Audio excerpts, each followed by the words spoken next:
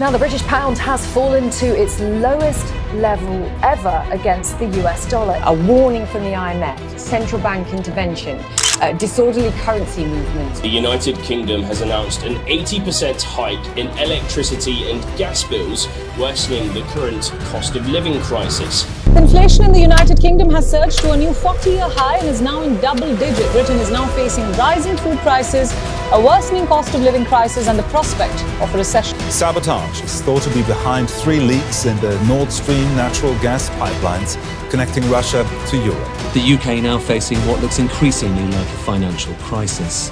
High energy prices, elevated inflation, rising interest rates and global economic weakness. Why am I naming all possible economic issues a nation can face? Well, this is because this is exactly how we can summarize UK's current conditions. And to top it off, the 1-month Prime Minister Liz Truss has just resigned. Yes, you heard that right. The white man's land, the former colonizer, the chosen one to rule the world. Okay, I know you get it. The UK is going through a bit of a turmoil, and it seems that their elitist approach to eating a banana with a fork is not carrying out well. Okay, fine. This is not a roast video. But you do want to know more about the current crisis of the United Kingdom, right? Well, this video will help you with it.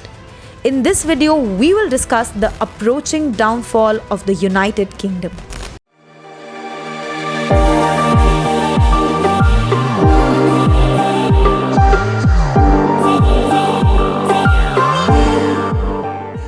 The UK is heading for its third Prime Minister in 8 weeks. In the 45 days that Liz Truss had been in power, the country was rocked by the death of Queen Elizabeth II and suffered an economic crisis worsened by the PM's first moves, with a series of senior ministers appointed and then sacked. UK's economic crisis seems to cover most of its dilemma at the moment. But the question stands, why even is it facing a financial crisis?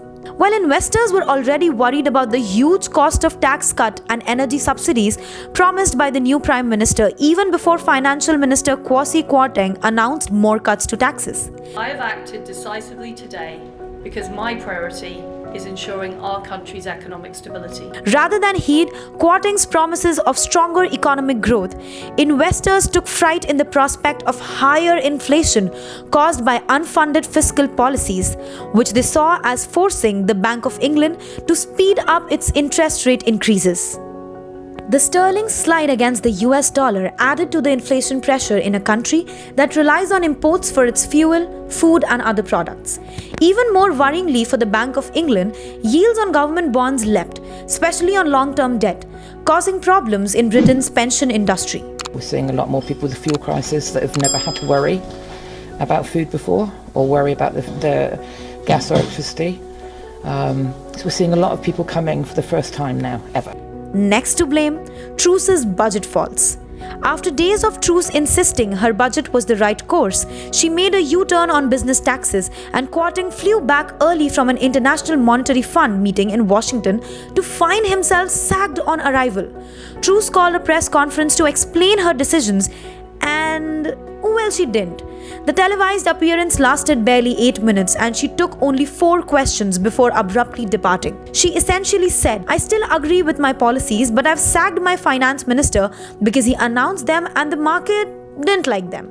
Well, I am determined to deliver on what I set out when I campaigned to be party leader.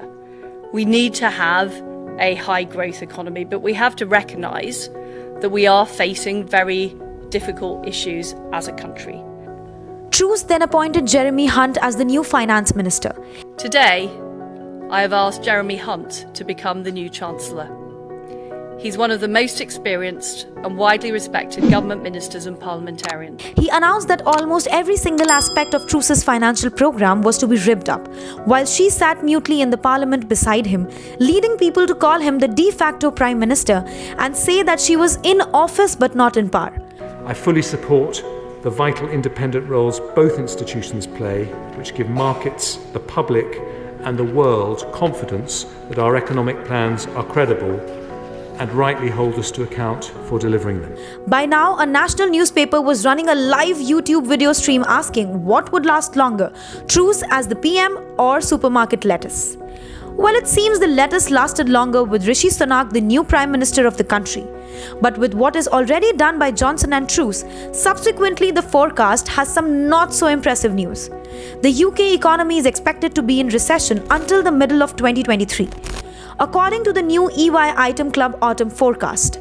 Following a forecast of 0.3% decline in GDP in Q3, and the UK economy is expected to contract around 0.2% each quarter, resulting in their GDP falling 0.3% in 2023 as a whole. But, there is a silver lining. The silver lining is that the government's intervention on energy bills is expected to limit the extent of the downturn. While ONS data suggests that households have access to larger cushion of pandemic savings than previously thought, nevertheless there are very significant risks to the forecast, with the potential for further surprises of global instability, creating additional drags on growth. Businesses will need to think very carefully about their resilience and plan for different scenarios, while also being mindful of the support they provide to the customers and employees. The country now expects inflation to peak at just below 11% in October, with the government's intervention on energy bills heading off what could have been peak inflation of around 15%. Average annual inflation is still expected to outpace annual average wage increases until 2024, with household real incomes likely to decline over the next 12 months to the greatest extent since the 1970s.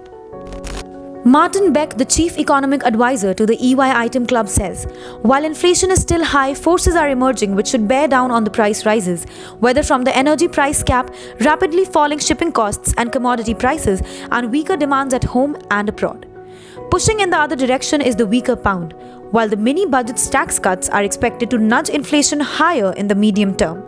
However, these latter factors aren't expected to stop inflation from falling in the next 2 years.